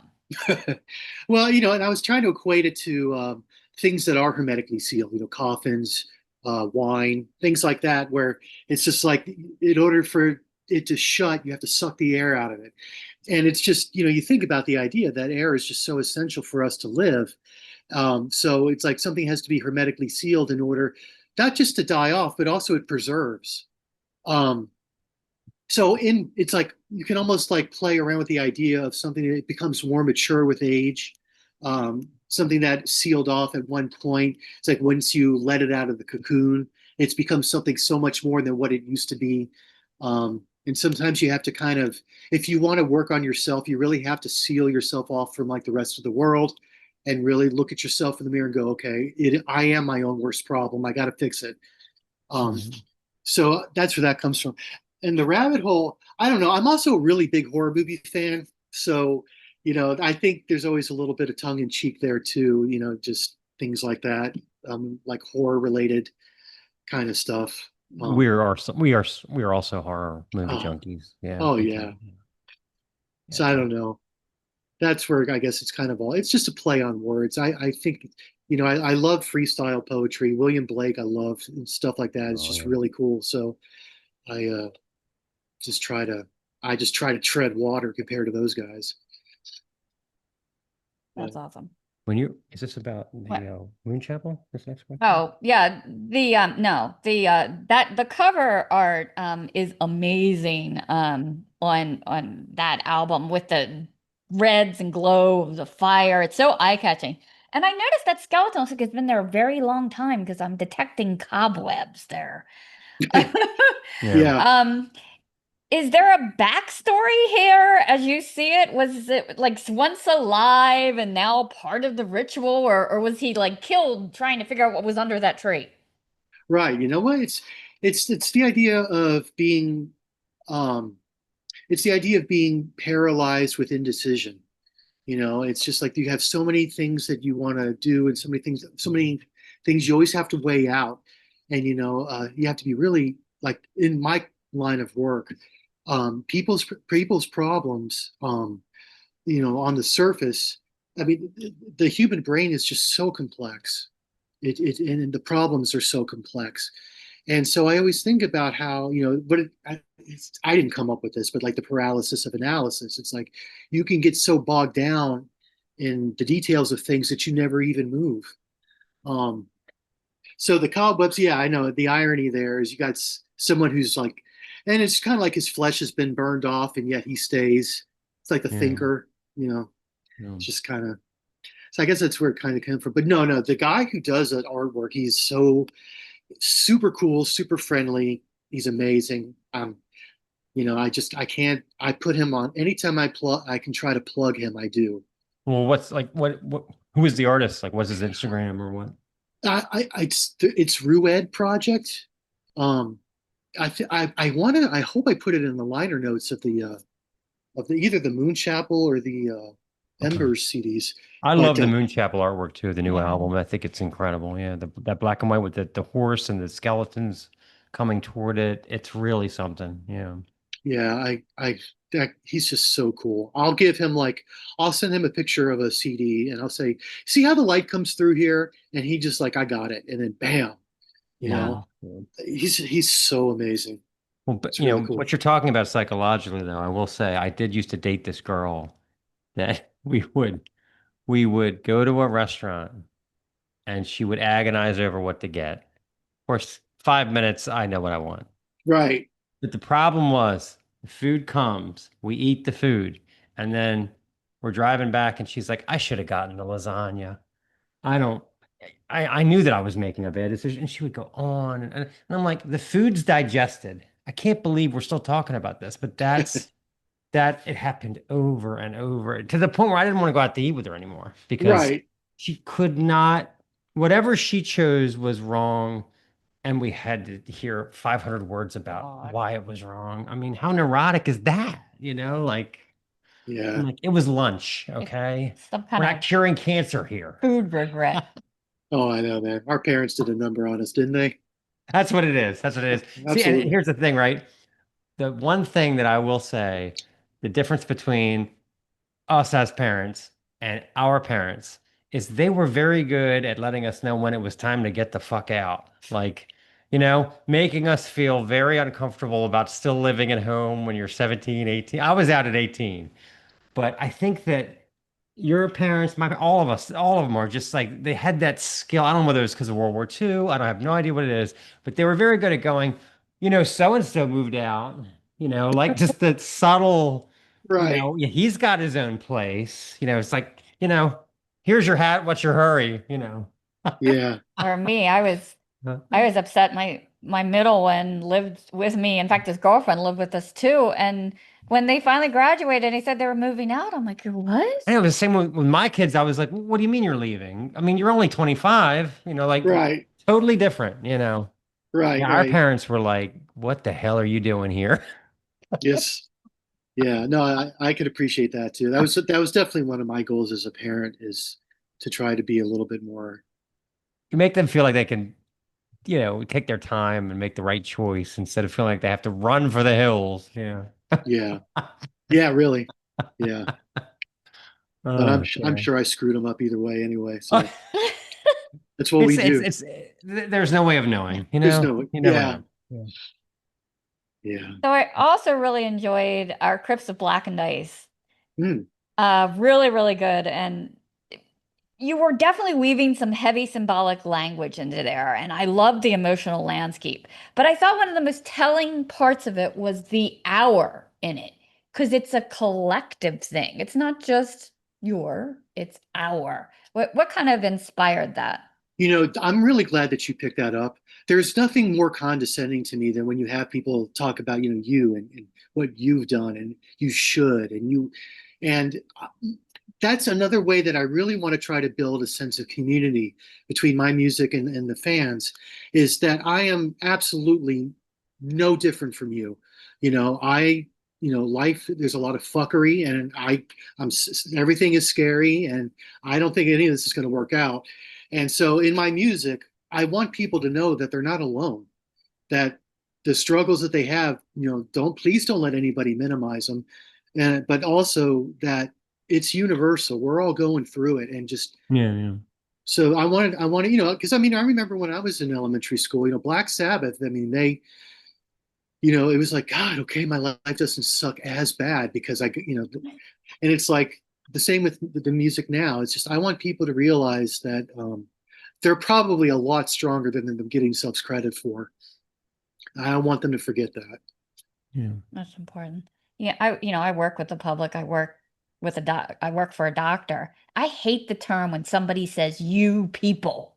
Oh, It yeah, almost seems like not my people, you people. It's like, oh, we're different tribes now. I see. Okay. yeah, yeah. It's amazing the power of language. I used to be an English teacher before I got into psychology and all that, and I think that was one of the things that I always really try to convey to the students is man, what you say, that shit rings in your ears for years if you say it right. So I think you and Black Braid might get the award for the longest song titles. Well, and Dagon from Okay. Inquisition, Dagon, of yeah. course. Oh, Yeah. he's a beast. Well, Yeah, well, and then the ultimate is Demolic with it's a paragraph. The Demolic yeah, that has it. Yeah. Well, I love the long song titles. It reminded me of Inquisition right away when I started reading some of them. Yeah. yeah. Yeah. I think it's because I got to shut up sometimes, and it comes out in my writing too. It's just like, God damn, let it go. No, I So think it's great. I love a title that's like 10 words long. The infinite power of the unrealistically, like just go. Go. I like it. I like it. The power of Satan. Yeah. right, right, right. Yeah. Well, that's another thing too, the kind of I mean, I don't whatever, but you see on Metal Archives that they said that Moonchapel is like it's Satanism in the occult, and it's so far from, I mean, I don't worship anything. I am That's such a huge oversimplification of what I write about. And I don't expect people to not only do I not expect people to read into my lyrics, but I don't expect people to give a fuck. But Yeah. at least, it's just such lazy. It's lazy. Yeah. Yeah. But Yeah. No, I know. And they the joke we used to always make is that it's the same on one side as it is on the other.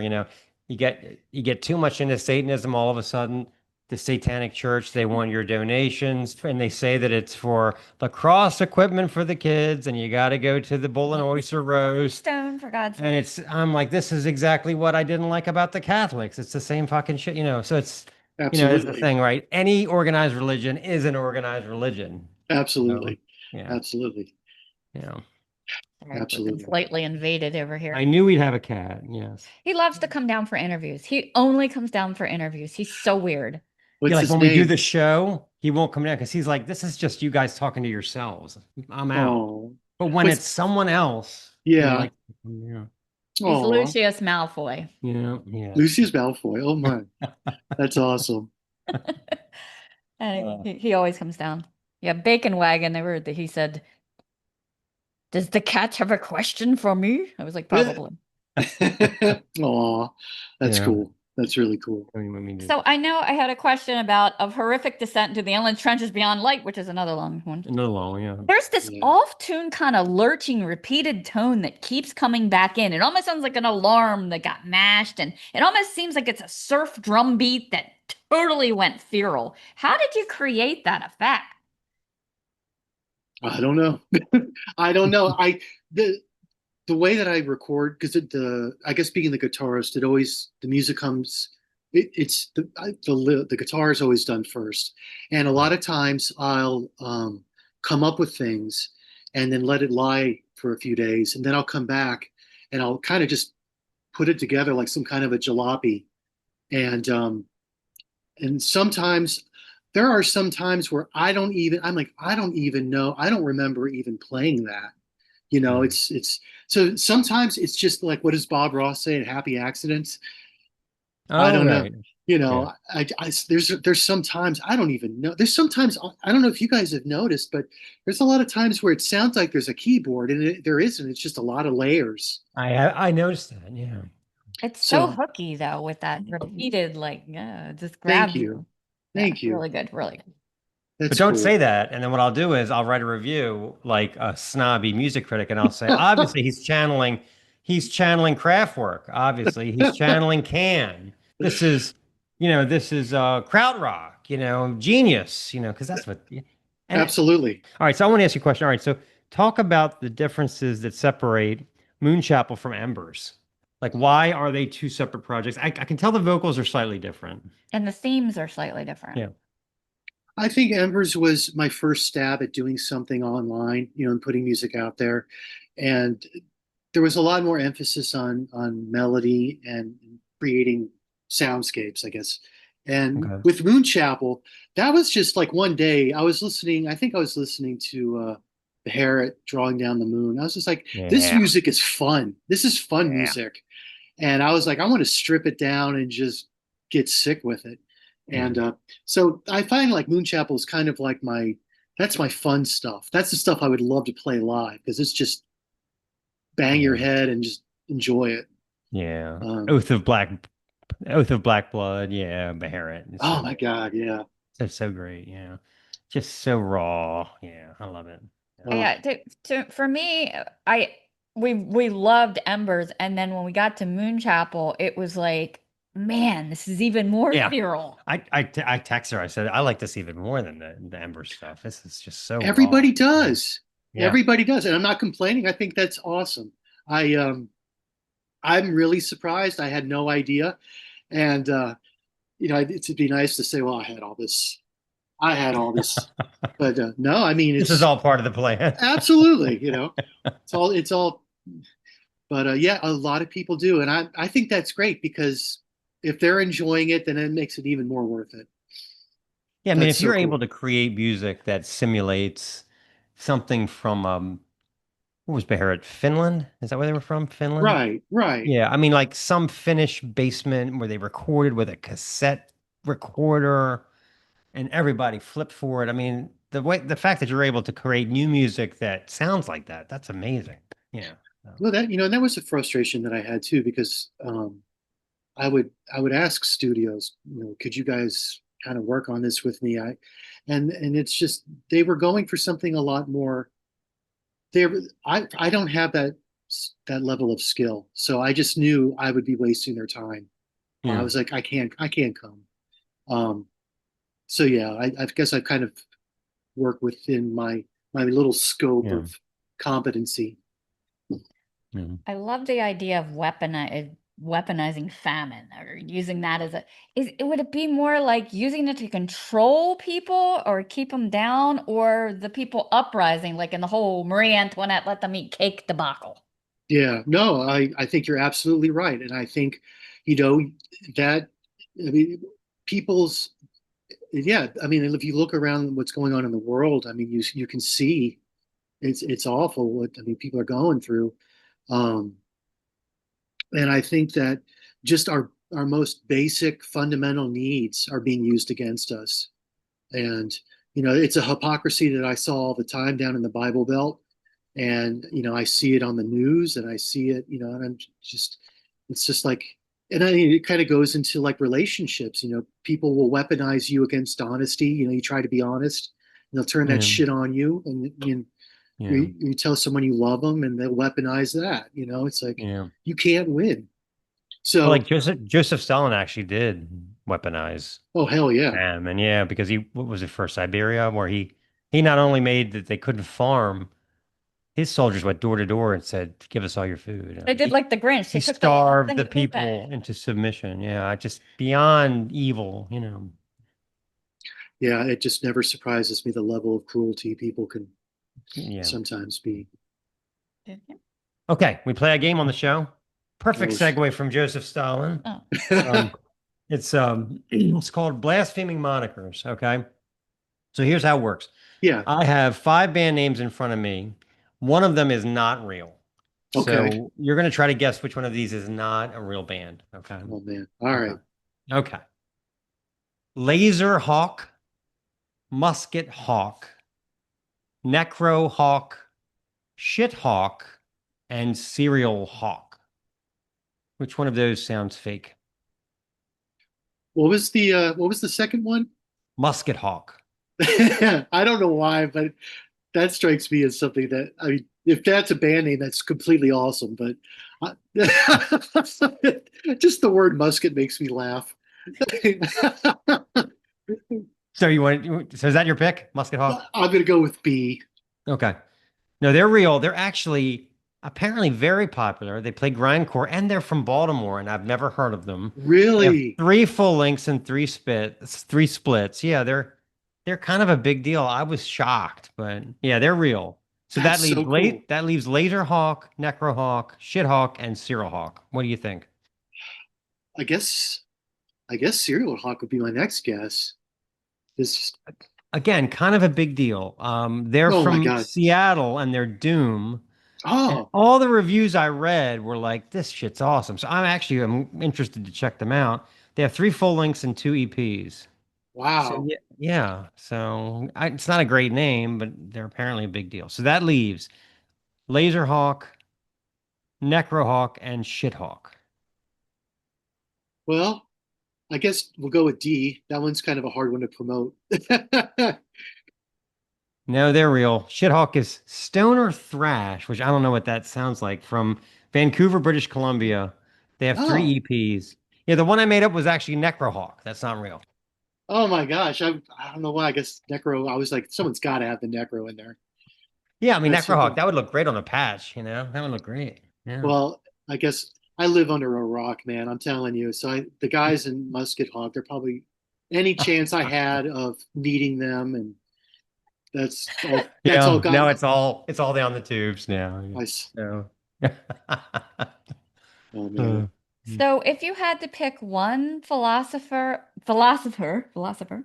or historical figure to guest scream on a Moonchapel track, who's getting the mic?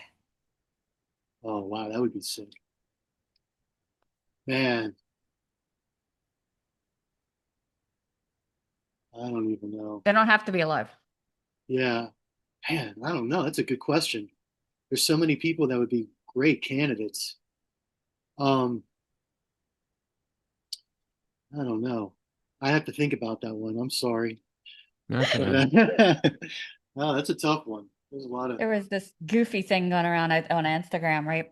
And it was somebody took some time doing this. It was like this flatbed and a school bus and all these amps, and they were playing "Let the Body Hit the Floor," that yeah. song. And they had their grandmother or something on the back of it, just going. I was like dying. And then at the end, they get pulled over by the cops, and he's like, "This wasn't on my bingo card today." Oh my gosh. It's Yeah, that's cool. hysterical. Well, while you're Yeah. thinking, we could talk about current events. How weird is it that Ozzy died so quickly after that reunion show? Oh man, I'm so like it's just I feel like the world is even more empty feeling. Yeah, It sucks. I mean, I don't know anything about his situation other than what I've seen on TV, and I know that he right. was really having a lot of health issues. And he's just such a, I mean, he's touched so many people. It's just My favorite Ozzy story. So it was Noddy Holder from Slade. It was an interview I read years ago. He right. said that they were hanging out together somewhere, him and the Sabbath guys, and they were at some dive bar in like central England. And they go in, and in the corner there's this full-on Arab. He's all dressed in Arabian clothes, and he's reading the newspaper, and it's all in Arabic. So Ozzy gets his drink and he goes up to the guy and he leans on him and he goes, "Hey mate, what's my horoscope?" I love it. That's my favorite Ozzy story because I, That I know that happened. I know that happened. that sounds like that is so him. That is so him, man. Yeah, and another thing, I didn't realize this, but I was watching this podcast interview with Sharon, and he was offered the role of Captain Jack Sparrow. Um, Was he? Yeah, she wouldn't let him read for it. She thought it was stupid. So Oh man. now she says in the podcast, she's like, "Yeah, it was probably a mistake. He would have been perfect, and he would have been perfect He could have just been. He because he didn't could have even. just been, hey, so like, are we going to cast off or not? Like he could have just been himself, but Yeah. Yeah. goofy, half drunk English, So yeah. Yeah. He is. It's a He bit. was. My discussions with the Jedi Council have yielded that there's nothing better than the first three Sabbath. Oh man. You get to the next three, there's might be some Vitus and Trouble and stuff that is better. Yeah, But and then beyond that, it's kind of a shit show. But yeah, I mean, the first three will never be touched. yeah, absolutely. Yeah, I do not disagree. yeah, it's insane. It's they sound so great even now. I mean, that first record with the, I mean all of it, like Hand of Doom and Fairies Wear Boots, and I mean it's untouchable stuff. So Yeah, well, and it's cool too because if you listen to it, it's not like it's top-notch produced. It's not silky smooth, It's a little bit garagey sounding too, a little rough. There was a little echo here, maybe a little too much reverb there. And it's like yeah. keep it all. It all sounds Right, good. right. You But I know? love when I get in a Sabbathy mood, I'll go to YouTube and I want to watch them do like, War Pigs Live, 1970, whatever, right? And I always forget that Ozzy doesn't remember the words. And what I mean? It's embarrassing because like the second verse, he's like just making shit up, and you're like, oh my God, even then. Yeah, yeah. I know. I But hear I you. guess it was part of his charm. Yeah, yeah. He just seemed like he was a good guy. I mean, Yeah. you never hear him. You never Yeah, he hear didn't have him. like a mean bone in his body. Well, he didn't need to because Sharon had nothing but mean bones in her body. She She took was good from care of him. the music industry uh mob scene, basically. I mean, her father was just brutal. I mean, yeah. Oh wow. Yeah. Yeah, yeah. Her father was we'll make sure that, you get, you get enough to buy your own house and you get enough to go on tour, but you'll never have rights to your music ever because I'm making music. I'm making all the money on that. So Sure. Sure. yeah. Oh wow. No, I didn't Like know. she would say stuff like, you buy a house, you make payments, eventually you own the house. In the music business, you never own your own music ever. Like, or at least that's Yeah. the way it was back then. Yeah. Yeah. We Yeah. own you forever. And that. So Yeah. very different time, I guess. Yeah. Everything now, at least it's been my experience, that everything has just been kind of a gentleman's agreement. A lot of these labels, they have a certain amount of money that they need to produce it, and I send it to them, and then it's like, there Yeah. it is. And And you don't have it's really anybody kind of you cool. don't have to split the money with anybody. I mean, you're very smart. Well, and it's like there are some I can't even. I mean, I think I've made $8 total in the last 3 years. Like We're at the point, right? People say, "Are you making money on the podcast?" We go, "It's a great tax write-off." Like that's what we right, say. So right, we're not. We're right in the same boat. So, yeah. absolutely, yeah, Yeah. So you're not going to have any Bob Daisleys coming years later going, "Where's my money? I played bass on it." You're not going to have that. So no, I think that's something in the past. no, absolutely Oh, not. God. So you No. strike me as somebody with a lot of irons in the fire. Do you have any little teasers or spoiler alerts about what's coming down the pipeline? Yeah, the Blackened Label Records is supposed to be putting out a 4-song split with another band called Witchery Suicide. So that's supposed to come out sometime this year. And then there's another small indie label called Guts and Blood, and they are putting out a 3-band split with me and Satania and Gunshot Wound. I can't remember. I don't want to. Oh, Mhm. I'm butchering it. I can't do that. But so that's really exciting. And then I'm Mike is going to release, hopefully in January. He's going to release the next Moonchapel. So, but all 3 of those are going to be Moonchapel releases. So that's all Moonchapel stuff. Okay. So I'm really excited. So That's cool. awesome. I'm excited now too. I can't Well, wait. maybe if you come back to Maryland Death Fest, you hang out with us and have a good time. All right, great. Thank you for this albums. Keep and doing what you're Oh doing. my God, I can't Totally. wait for the next Moonchapel. I'm already excited. Yeah, we're excited. Yep.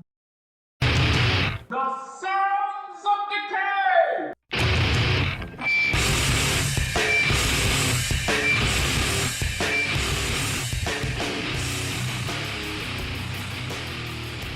Okay, Sounds of Decay 1 is a new album from False Gods, Lost in Darkness and Distance. When I was in college, I discovered I was only a few credits shy of an English minor. For reasons still unclear, possibly resume padding delusions, I thought this dubious honor might catapult me up the food chain. I needed just one more class and chose Gothic fiction, which sounded more appealing than modern Irish literature. That decision hurled me down a bleak rabbit hole of fear, horror, supernatural melodrama, dark and stormy night narratives, and long, wordy passages straight out of the Royal School for Dramatic Overacting. Cue the haunted castles and the windswept moors of Wuthering Heights, Dracula, Wieland, the picture of Dorian Gray, and of course, Frankenstein. Mary Shelley's masterpiece stood out, soaked in rejection, desperate for connection, and suffocating in the chill of isolation. It's no wonder New York's quartet False Gods chose to title their third full-length album after the final line of Frankenstein. The album explores similar terrain, dark emotional states, estrangement, self-hate, and the haunting specter of mortality. False Gods themselves are a bit of a stitched-together monster, though not green, made of sludge, hardcore, and industrial sonic textures. The album delivers 7 tracks, most in the toothier 4 to 6 minute range, with 2 lumbering past the 8-minute mark, brimming with human misery and audio savagery that rival Jane Eyre in their parade of unfortunate events. Standout tracks are hard to choose as there are no shrinking violets, just some misunderstood monsters. On Imposter, the guitar line of Greg March is a thin, almost jangly reverb dip drop of pensive notes, while Josh Harrison's drums are a heavy deluge, steady as a dripping faucet. Mike Stack's vocals are vitriol laced with broken glass. Later, the tempo shifts to a dirge pace, and Devin Strakuzia's bass notes hang strong and trembling like a vampire bat wings in flight. March's guitar chirps and flits like random crickets on repeat before slouching into riffs with teeth, while Harrison's drum falls hit with gravity-heavy intention, stirring the whole veritable pot. There's a tag team trade-off between a party-sized bag of chips crunch and pissed-off break-something drumming. Stack's vocals complete the trifecta, blistering with rage and raw grief. Death is Listening, I guess sort of like our Google Home speakers, is one of the more epic tracks, clocking in at 8 minutes and 13 seconds and heavy in subject matter, confronting the crushing vulnerability of mortality. March's guitar spills grief in bent, waterlogged notes. Harrison's cymbal ride is a constant ripple, keeping the affair on edge. Later, combined with March's distorted riffs, hit peak instability, fizzy like Coke meeting Mentos. Stack's vocals seem insulted by themselves, curses spat through lips crying out for chapstick. As the track swells open, the guitar reaches near tremolo vibrations that roll and warp in short bursts. Harrison starts with a steady, commanding mid-pace thwack, shifting to artillery-level blast before slowing down into a dreamlike crawl through sonic sand. March's guitar quivers like the hand of someone dangling, reaching for rescue. As the track dies, the guitar turns hollow. The cymbals' dreamy shimmer returns and the drums flatline into silence. Let's play a clip. This is Death is Listening.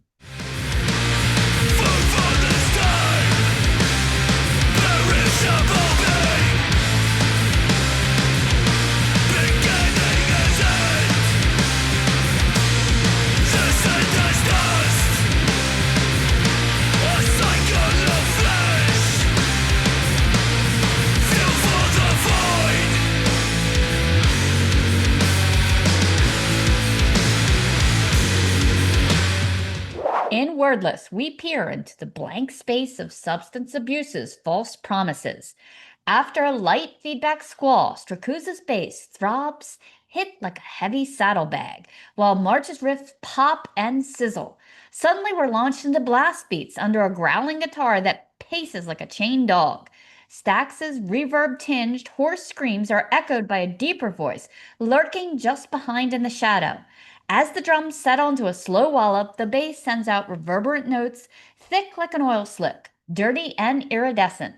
The guitar moves from growled riffs to shivered notes, combining with the simmer of Harrison's drums into a beehive drone that slowly fades until only a flickering tone hangs in the air.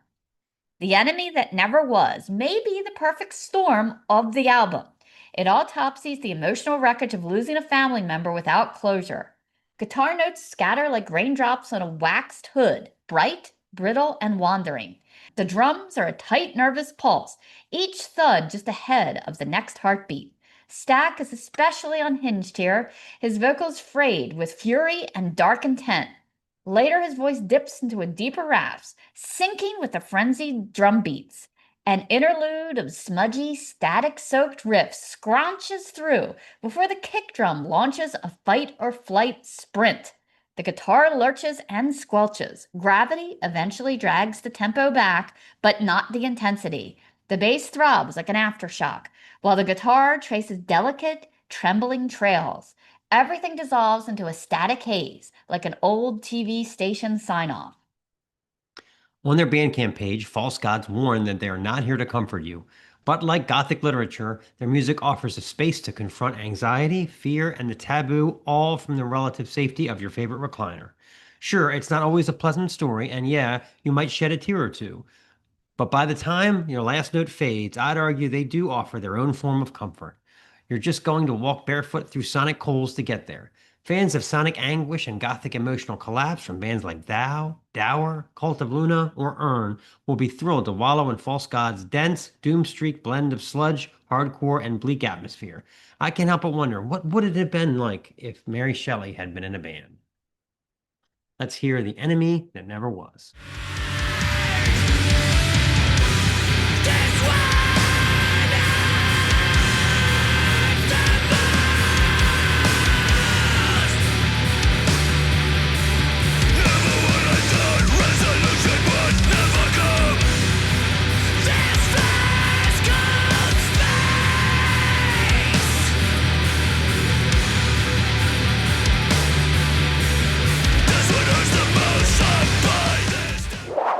Okay, Sounds of Decay 2 is the new album from Blind Equation, A Funeral in Purgatory. Now, I know we live in the cyber age, but you have to be tricky when you're including math terms in your band name. It walks a fine line between denim patch grandeur and dorky algebra teacher bow ties. Kabbalistic coefficient? Hey, nobody came to your show because they were all home doing geometry proofs. Sadistic denominator? A little better, but it still sounds like you're clapping erasers out back to Angel of Death. Necrohypotenuse? We're getting warmer, but part of me is still picturing a warlock with a calculator watch. Finally, I suggest serial subtrahend, but it makes me wonder if Jeffrey Dahmer was ever president of the Science Club. Well, at least these guys got it right. The Chicago three-piece cybergrind entity known as Blind Equation. The dramatically titled A Funeral in Purgatory is their third full-length that just dropped on the prosthetic label this month. These 11 songs will delight, disarm, and possibly overwhelm you upon first listen, as the style of the album is an unpredictable frappe of caustic screams, melodic croons, heavy breakdowns, and computerized squiggles, like Damien from Tra, trapped in an endless Katamari game.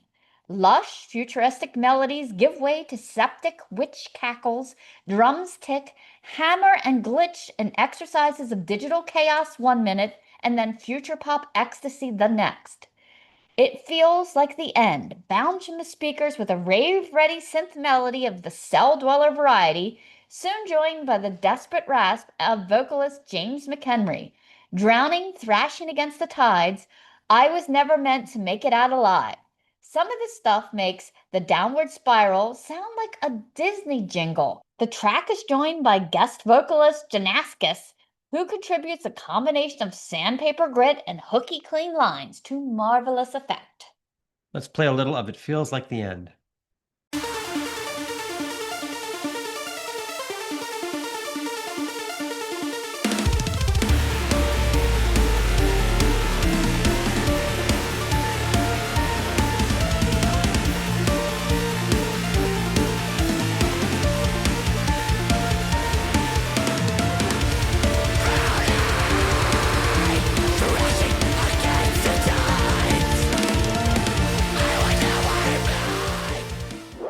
Relinquished Dream pounds away with decidedly Stranger Things sounding retro synth that sounds glorious against McHenry's uncaged rasps and grunts. Its skulky main rhythm is groovy enough for you to think about smashing your office furniture, but hey, that MSI Titan laptop is simply irreplaceable, so we'll just pogo carefully. Again, it's the combination of strong rhythm and wild fluttering synth workouts that make this track stand out. Finally, there's Flashback, another collaboration, this time with Texas-based multi-instrumentalist Strawberry Hospital, aka Neptune Gomez, possibly the standout of the whole shebang, as her luscious coos swell perfectly with McHenry's rage, and the bonker squeaky toy synths are surprisingly alluring. His misery is recalling a simpler, happier time, and Gomez appears to be the source of his fever dream, the two of them trading lines like, I refuse to relinquish this reverie, and my soul forever yearns to return to the place where I found peace. Dark as fuck, but full of pop hooks and bold arrangements, A Funeral in Purgatory straddles the line between synth pop sweetness, new metal rage, and organic synthetic interdependence. It's an album built for headphone catharsis and sweaty warehouse chaos. Just don't expect the normal tour. Catch them this fall with Terrifying Trinomial and Rotten Isosceles. Let's hear a little of Flashback. Flashback looping, real to real. Take broken promise to destroy your first city. I refuse to relinquish this robbery.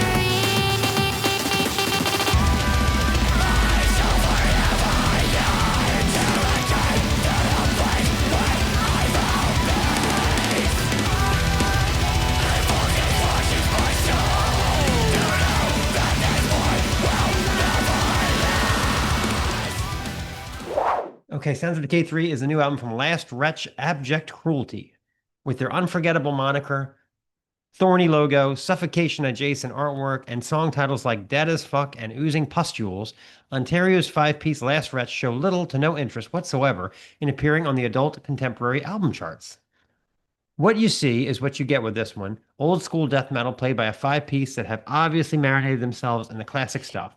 Incantation, Vader, and especially Cannibal.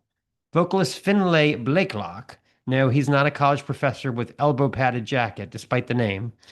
He offers up percussive gurgles and the occasional air-deprived gasp, while guitarists Derek Perskowski and John Russell pull from a seemingly endless war chest of galloping crunch, harmonic squeals, and lyrical leads. Of course, drummer Spencer Robson, who miraculously, at least according to the Metal Archives, doesn't moonlight with any other band, is the master of the engine room, with huge tom buildups, scattered double bass pumps, and conservative use of blast just to keep things interesting. The curiously titled Beasley Meth Merchants was the first to grab my attention with its glorious Slayer-adjacent riffing prior to the first grunt. The track proceeds to cycle back and forth between doomy slither and crunchy gallop, the latter of which is peppered with well-placed simple flourishes from Robson that sends this powerful beast over the edge. In the Polder They Reek is another riff-adorned heavy stomper, demonstrating how devastating these guys are in the first-second gear of slow trot.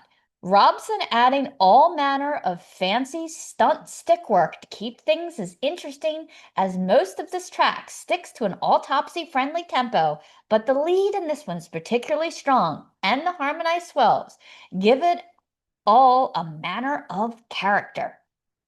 Let's play a clip. This is In the Polder They Reek.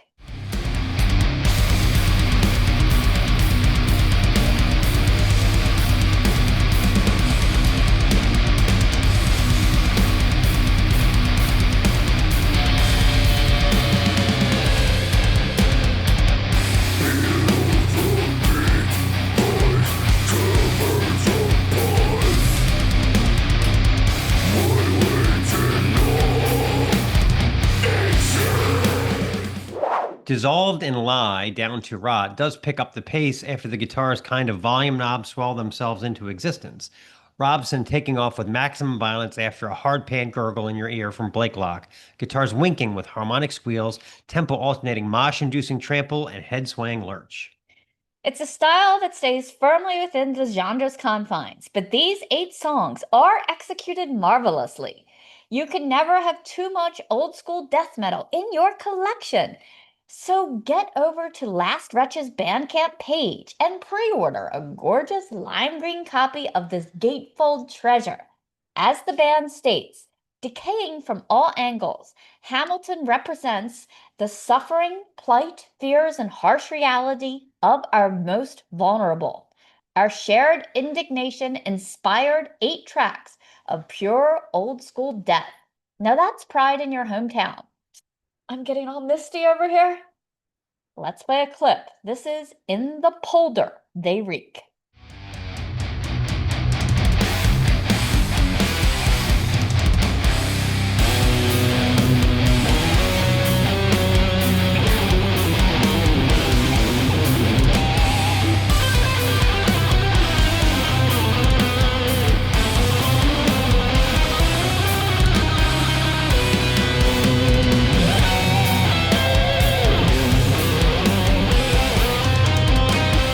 There we go.